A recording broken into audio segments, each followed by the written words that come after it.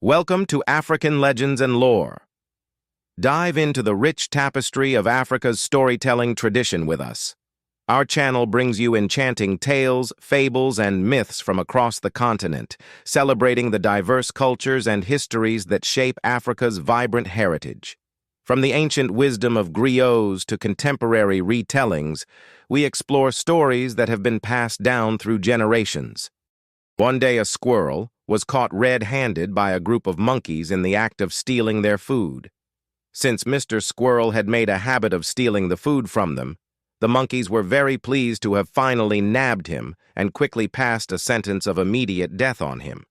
However, before they carried out the sentence, Mr. Squirrel made one last desperate plea for his life. He knew how monkeys loved to eat the young tender gourd fruits before they ripen and harden. The gourd fruit looks very like a watermelon and is just as juicy and a favorite of monkeys. Mr. Squirrel told the group of monkeys that if they let him go, he was going to lead them to an entire farm full of pre-ripening gourds. Aha! And how do you little creature hope to lead us to such goodies? They asked this because they knew that human beings who planted the gourds were always on the alert for the slightest sign of monkeys near their farms and jealously protected the gourds 24/7 until they hardened beyond the monkeys' taste. Mr. Squirrel was firm and promised the monkeys they would have their fill that day if they let him free, to which the monkeys consented. The whole troop then set out with little Mr. Squirrel leading the pack. By and by they arrived at a clearing with a farm full of gourds, literally calling out to monkeys to be eaten. The owner of the farm had, however, tasked his many daughters to spend every day in the farm scaring away monkeys, and there was no way the monkeys could attack the gourds. Mr. Squirrel asked the monkeys to hide in a corner of the farm and await his signal from the other end of the farm. He left the monkeys and climbed a tree on the opposite side of the farm, and in full sight of the girls swayed his bushy tail this way and that way while singing a beautiful song. Oh, the animals are having fun, with silly antics under the sun, from hopping frogs to juggling bears. It's a circus out there with no compare. How! This spectacle soon drew all the girls around the tree as Mr. Squirrel put on the performance of his life. As the girls' attention was focused on the free show, the monkeys poured into the farm and ate like there was no tomorrow.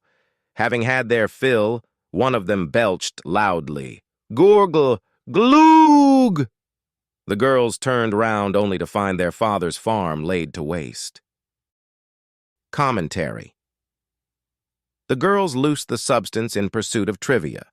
Though these girls did not have a TV set, the scene mirrors today's entertainment culture, or what Chris Hedges calls the triumph of spectacle.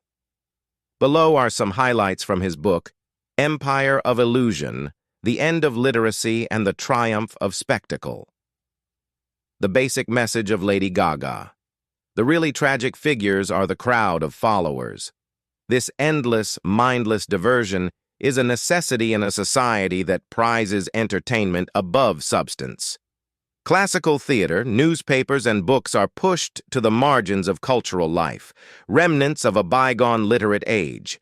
They are dismissed as inaccessible and elitist unless they provide, as Goody did, effortless entertainment.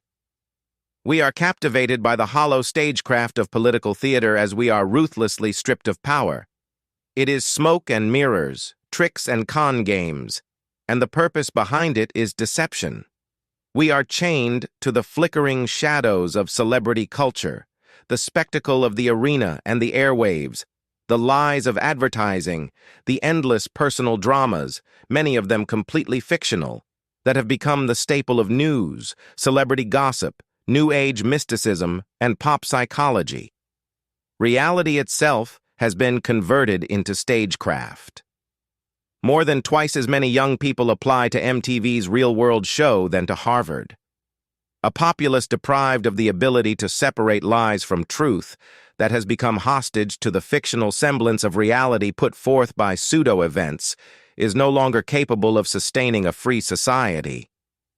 They eat at fast food restaurants not only because it is cheap, but also because they can order from pictures rather than from a menu.